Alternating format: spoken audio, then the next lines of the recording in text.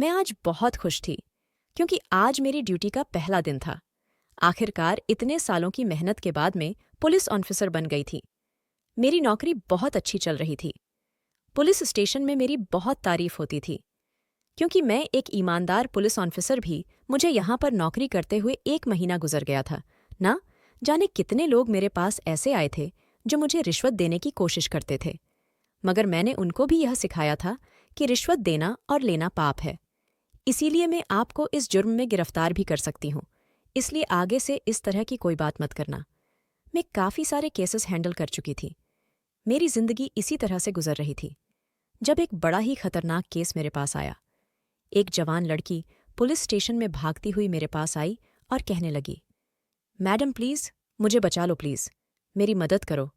मैं आपके आगे हाथ जोड़ती हूँ। आप प्लीज़ मुझे उन लोगों के पास वापस मत भेजना। मैं उस लड़की की बात सुनकर दंग रह गई थी और फिर मैंने उसे तसल्ली दिलाई थी। कहा था कि तुम तसल्ली से बात करो, इतना घबरा क्यों रही हो और रो क्यों रही हो। मैंने देखा था कि उस लड़की के सर पर खरोंच लगी हुई थी और उससे थोड़ा सा खून भी बाहर जा रहा था। मैंने कहा कि यह तुम्हारे सर पर क्या हुआ है, तो वह कहने लगी कि मैं अभी आपको बताती हूँ मैडम जी कि मेरे साथ क्या क्या हुआ और आगे क्या होने वाला था। उस लड़की ने कहा कि मैं आपके पास रिपोर्ट लिखवाने के लिए आई हूँ। मैंने अपनी दूसरी लेडी ऑफिसर को इशारा दिया और कहा कि इसकी रिपोर्ट लिखो। मैंने उस लड़की से कहा कि हो बताओ, तुम्हें किसके खिलाफ रिपोर्ट लिखवानी है। उसने रिपोर्ट लिखवाने के लिए एक ऐसे इंसान का नाम बताया जिसे सुनकर मेरे होश उड़ गए थे। मुझे यकीन नहीं आ रहा था कि सारा शहर जिस इंसान की तारीफ करता था, यह लड़की उस इंसान के नाम पर रिपोर्ट दर्ज कराने आई थी और उसके ऊपर तरह तरह के आरोप भी लगा रही थी। मैंने उस लड़की से कहा कि तुम जानती भी हो कि तुम किसके बारे में बात कर रही हो। तो वह कहने लगी कि जी मैडम जी, मैं जानती हूँ, बहुत अच्छे तरीके से जानती हूँ, लेकिन मैं आपको भी उस इंसान की हकीकत बताना चाहती हूँ जो अपने घर में लड़कियों को रखाने के बाद उनकी बड़ी बुरी हालत कर देता है। क्योंकि मेरे ही सामने एक लड़की ने अपनी जान गंवाई है। वह बेचारी मासूम थी। उसके माता पिता तो उसे बहुत भाग्यशाली समझ रहे थे कि बाबा ने उसे अपने घर में रखने की अनुमति दी, लेकिन वह यह नहीं जानते थे कि इस घर में क्या क्या होता है। यहाँ पर लड़कियों के साथ बड़ा बुरा सुलूक किया जाता है। वह बेचारी मासूम चीख रही थी, बिल्ला रही थी, मगर उसकी कोई सुनवाई नहीं हुई। वह बेचारी तड़पती रही और तड़पते तड़पते ही उसने अपनी जान दे दी।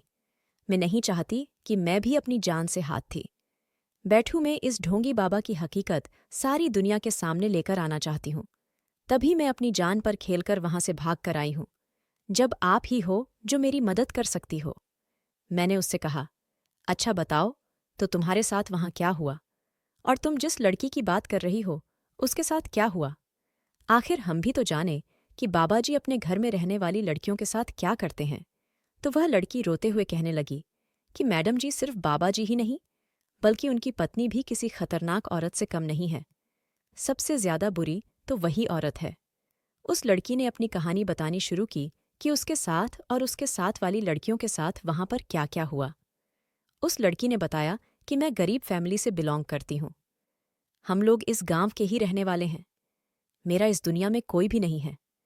मेरे माता पिता मुझे इस दुनिया से छोड़कर जा चुके थे, जबकि मैं अपने भैया भाभी के साथ उनके घर में रहती थी। कहने को तो वह मेरा घर भी था, लेकिन मुझे उस घर में कभी भी अपना अधिकार नहीं मिला था। जिस दिन से भाभी आई थी, उसने मेरे भाई को अपने काबू में कर लिया था और मुझ पर अत्याचार करने शुरू कर दिए थे। भाभी का बिहेवियर मेरे साथ बिल्कुल भी अच्छा नहीं रहता था। वह घर के सारे काम मुझसे करवाया करती थी, जबकि उन्होंने मुझे पूरे गांव में बदनाम किया हुआ था कि मेरा किसी लड़के के साथ अफेयर चल रहा है। वह चाहती थी कि मेरी शादी जल्द से जल्द हो जाए, मगर मेरी अभी उम्र ही क्या थी। मेरे रिश्ते तो आना शुरू हो गए थे, लेकिन हर बार मैं शादी से इनकार कर दिया करती थी। भैया फिर भी मेरी जबरदस्ती शादी करवाना चाहते थे। एक दिन मेरी भाभी कहने लगी कि गांव में सतरंगी बाबा आए हैं। सतरंगी बाबा कौन था? मैं तो उसे नहीं जानती थी, लेकिन मेरी भाभी शायद जानती थी। भाभी कहने लगी, अरे तुम नहीं जानती? सतरंग बाबा को सतरंगी बाबा ऐसी लड़कियों को अपने घर में जगह देते हैं जिनके आगे पीछे कोई नहीं होता।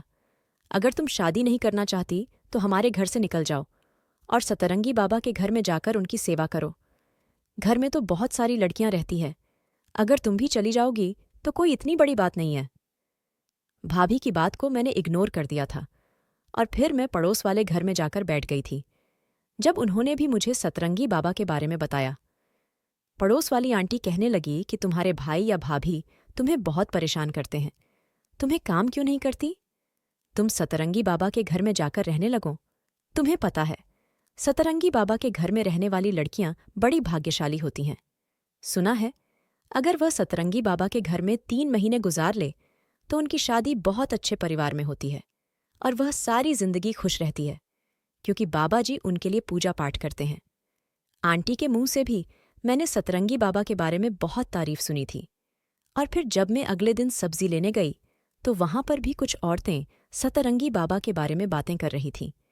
यह बाबा पहले किसी और गांव में रहता था, लेकिन अब हमारे गांव में इसने अपना घर बना लिया था और सुना था कि वह घर में सिर्फ अपनी पत्नी के साथ रहते हैं, और जबकि बहुत सारी जवान लड़कियों को उन्होंने अपने घर में रहने के लिए जगह दी है, जो बेचारी मासूम है और बेसहारा हैं।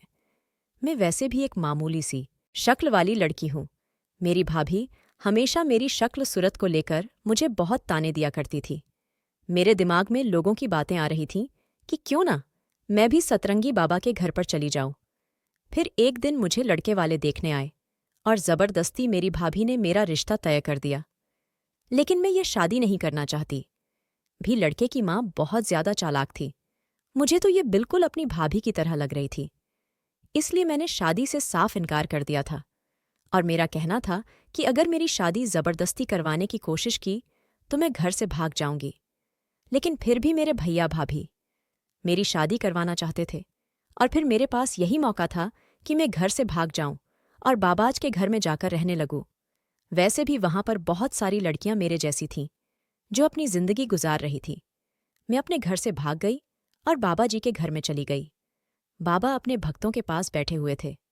जब मैंने उनके आगे हाथ जोड़ लिया और कहा कि बाबा जी, प्लीज मुझे यहां पर रहने की अनुमति दे दीजिए, मैं अपने घर में नहीं रहना चाहती।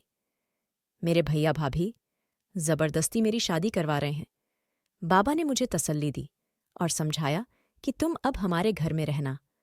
यहां पर तुम्हें पहनने के लिए, कपड़े खाने के लिए, खाना और रहने के लिए जगह भी दी जाएगी, और यहां तुम्हें हर वह अच्छा काम सिखाया जाएगा जो हर एक अच्छे इंसान को करना आना चाहिए।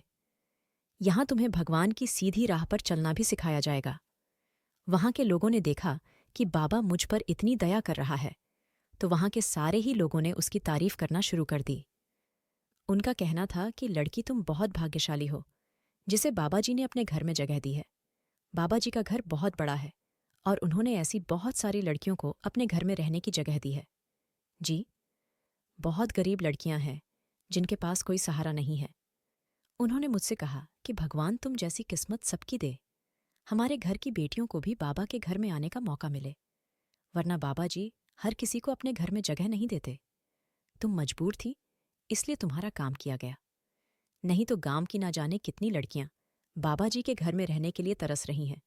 सुना है कि बाबा जी जिसके सर पर हाथ रखकर आशीर्वाद दे देते हैं, वह लड़की सारी जिंदगी अपनी ससुराल में राज करती है। तभी तो वहां पर ढेर सारी लड़कियां आना चाहती हैं।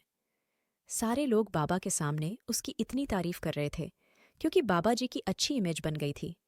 मुझे भी यही लगता था कि बाबा सच में बहुत अच्छा इंसान है, लेकिन वह कितना अच्छा इंसान है और कितना बुरा, यह तो मुझे तब पता चला जब मैंने वहां पर रहना शुरू किया। वह कोई अच्छा इंसान नहीं था, बल्कि इस दुनिया में उससे बुरा इंसान कोई और नहीं हो सकता।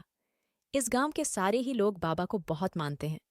जब मेरा उस घर में पहला दिन था, मेरे भैया भाभी तो मुझे वहां पर लेने के लिए नहीं आए थे। गांव वालों ने उनको बता दिया था कि तुम्हारी बहन घर से चली गई है।